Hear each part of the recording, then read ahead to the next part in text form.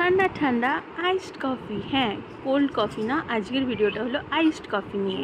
Cold কফিরও video খুব তাড়াতাড়ি আসবে। তার জন্য আমি দু রকমের কফি মিক্স করে নিয়েছিলাম, একটু দানাদার আর মিহি, আর চিনি নিয়েছিলাম আমাদের যতটা প্রয়োজন সেই হিসাবে। আপনারা আপনাদের প্রয়োজন অনুযায়ী চিনিটাকে ইউজ করবেন।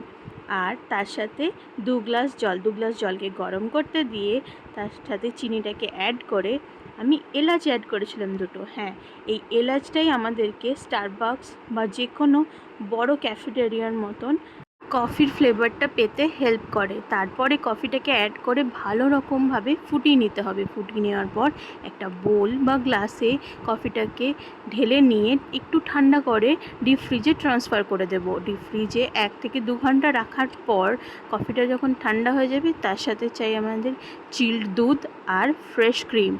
তো একটা সার্ভিং গ্লাসে যেরকম আমি প্রচুর পরিমাণে বরফ অ্যাড করে নিয়েছি, তার সাথে যে ঠান্ডা চিল্ড আমাদের কফিটা ছিল সেটা অ্যাড করে নিয়ে 3 থেকে 4 চামচ অ্যাড করলেই যথেষ্ট একজনের সার্ভিংয়ের জন্য, বা আপনারা বেশিও ইউজ করতে পারেন।